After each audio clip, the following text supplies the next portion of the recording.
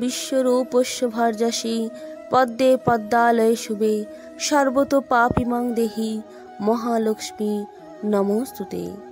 জয় মা লক্ষ্মী দেবীর জয়। বন্ধুরা, আজ ফাল্গুন মাসের বৃহস্পতিবার। আজকের দিনটি মা লক্ষ্মীর উদ্দেশ্যে সমর্পিত। আজকের দিনে আমাদের প্রায় প্রতিটি বাড়িতে মা লক্ষ্মীর পূজা করা হয় সংসারের মঙ্গল কামনার জন্য। লক্ষ্মী দেবী শুধুমাত্র ধন দৌলতের দেবী নন, তিনি সৌন্দর্যের প্রতীক। সবকিছু সুন্দরভাবে শ্রীমণ্ডিত করতে গেলে লক্ষ্মী দেবীর আরাধনা করতে হয়। মন দিয়ে নিষ্ঠা ভক্তি সহকারে ঈশ্বরকে ডাকলে নিশ্চয়ই তার পুজোয় কাঙ্ক্ষিত ফল লাভ করা যায়। বন্ধুরা, আজ বৃহস্পতিবার, লক্ষ্মীবার। আজকের দিনে অনেকে হয়তো মা লক্ষ্মী পূজা ব্রত সম্পন্ন করছেন, আবার অনেকে হয়তো কোনো কারণবশত তা করতে পারছে না। তাহলে অন্তত একটিবার হলেও শ্রবণ করবেন ফাল্গুন মাসের বৃহস্পতিবারে মা লক্ষ্মীর ব্রতকথা। দরিদ্র এক ব্রাহ্মণ ছিল, নাম হরিহর। অন্নাভাবে ভিক্ষা করে ফিরি প্রতি ঘর। অনাহারে ক্ষীণ দেহ অনাবৃতকায়, হা হন্য যো অন্ন করি দিন কেটে যায়।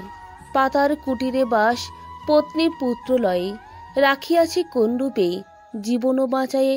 একদিন ভাবিল সে অন্তর মাঝারে, দেশেতে না হবে কিছু যাব বহু দূরে।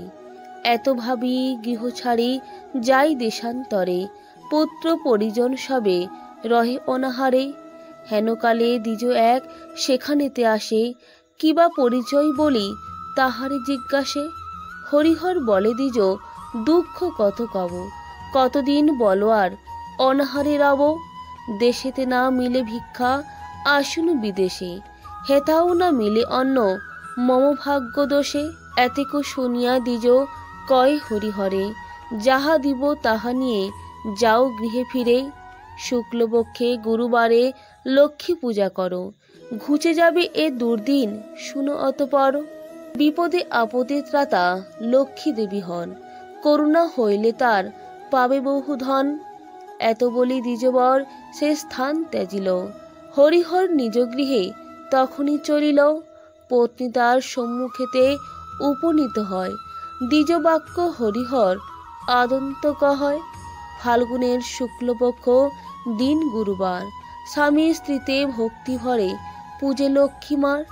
ধন ধান্যে গৃহ তার ভরিয়া উঠিল, ফাল্গুনেতে লক্ষ্মীব্রত প্রচারিত হল। বন্ধুরা, এই ছিল আজকের ফাল্গুন মাসের বৃহস্পতিবারের লক্ষ্মী পূজার ব্রত কথা। প্রত্যেকেই ভালো থাকবেন, সুস্থ থাকবেন। নমস্কার, ধন্যবাদ।